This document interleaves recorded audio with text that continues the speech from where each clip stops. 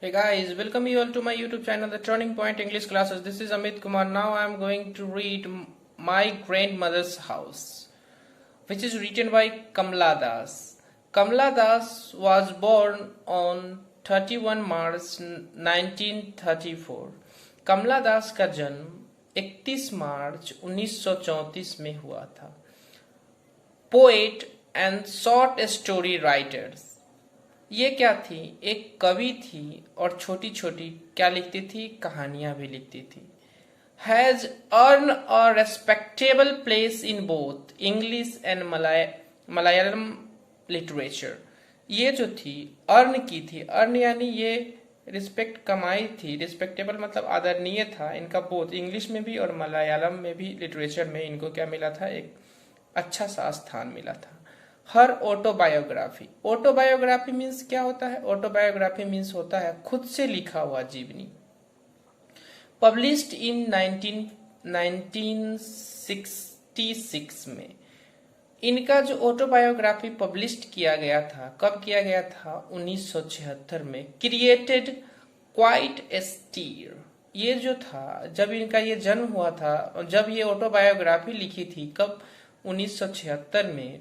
तब एक ये जो था एक हलचल बना दी थी इनका जो ऑटोबायोग्राफी.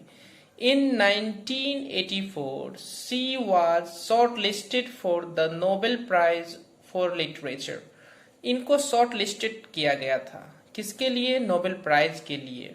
कब किया गया था? तो 1984 ईस्वी को लिटरेचर के लिए, नोबेल प्राइज के लिए इनको क्या किया गया था? शॉर्ट लिस्टेड किया गया था. Her important volumes of verse in English include Summer in Kolkata. कब आया था? 1963 में. Siren कब आया था? 1964 में. The Descendants कब आया था? 1976 में. The Old Plays and Other Poems कब आया था? 1973 में. The अनामाटा पोएम्स कब आया था? 1985 में. Only saint knows how to sing कब आया था? 1996 में. एंड यस अल्लाह ये कब पब्लिश हुआ था? ये पब्लिश हुआ था 2001 ईस्वी में. Kamala Das poetry is primarily autobiographical and her theme is love of honesty, love of a lonely heart, love with never ending passion, lust, greed and hunger that never satiate. इनका जो कमला दास का पोएट्री जो होता था वो मुख्य रूप से खुद से लिखा हुआ, यानी ये जो इनके साथ जो घटता हुआ था वो उस घटने पे यानी सच्चाई घटना के आधार पे था.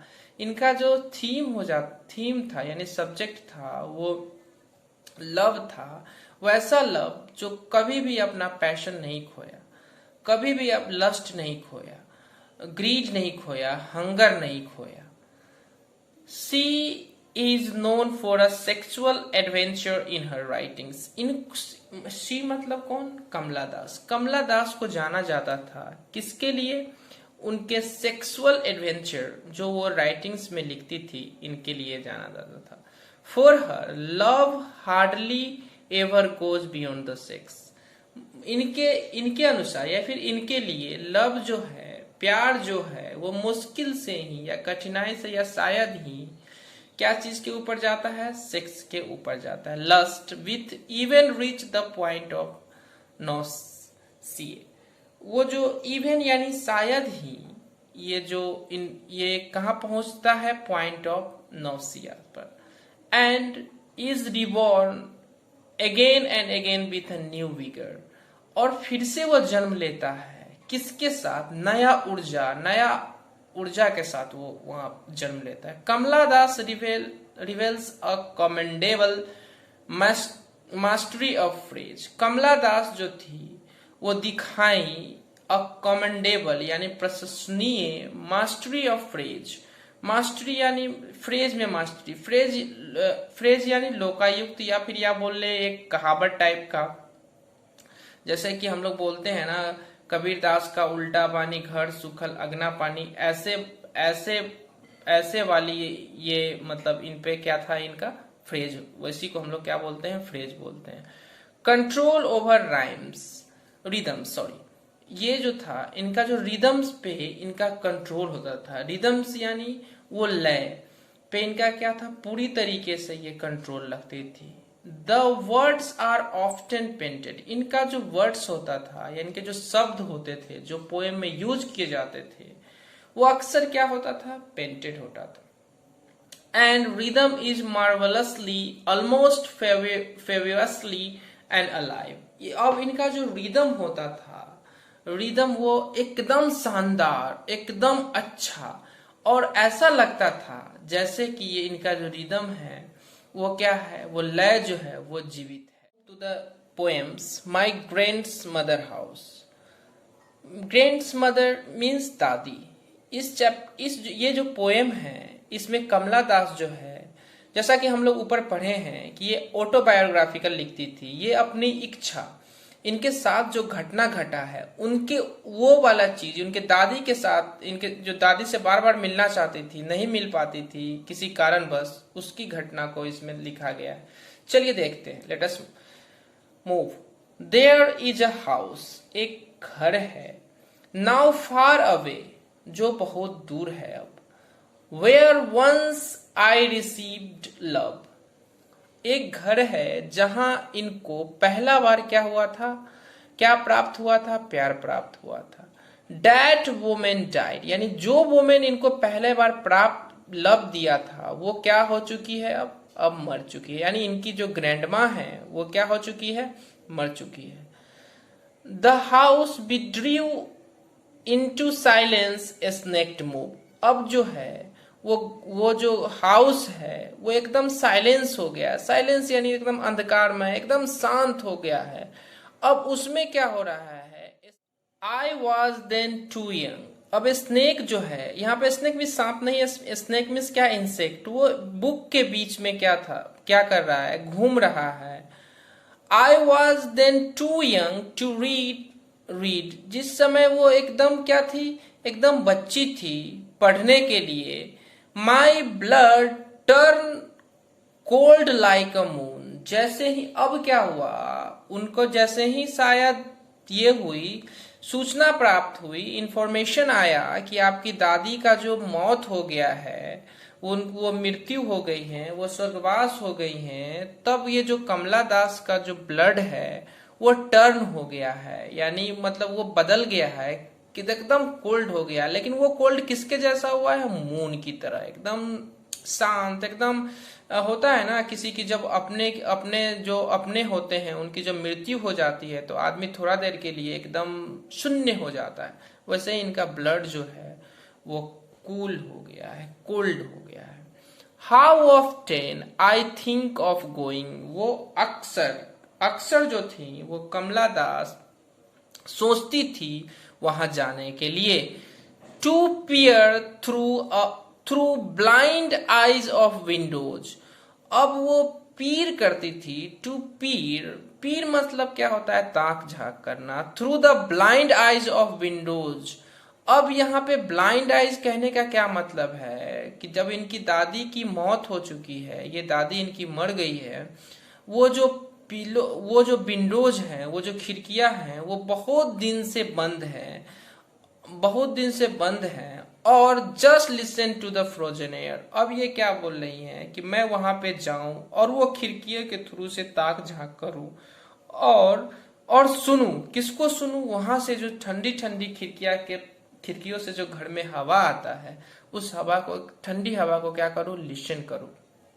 और इन वाइल्ड डिसअपियर, अब क्या हो गया है, डिसअपियर मतलब क्या होता है, निराश। और जैसे कि वो एकदम निराश हो चुकी है, कौन, कमला दास, उसके बाद बोल रही है pick an armful of darkness to bring it there.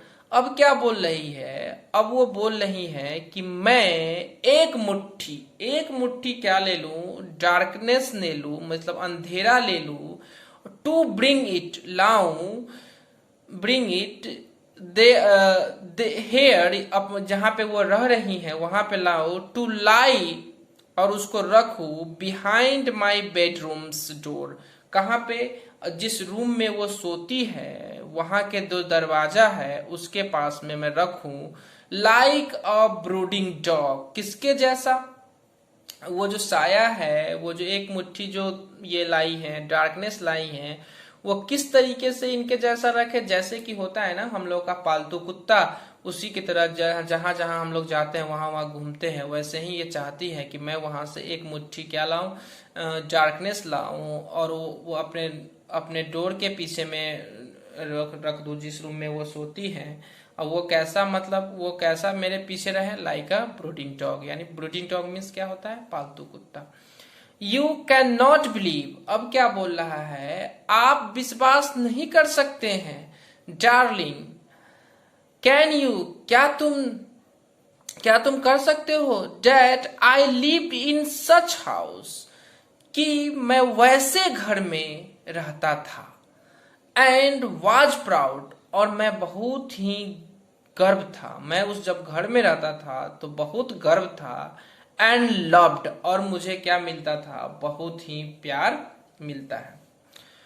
I who have lost my way, अब वो क्या बोल सकती है? मैं वही हूं जो जो हमको बहुत प्यार मिलता था, बहुत लव, बहुत मैं घमंडी फील करता था, बहुत गर्व फील करता था।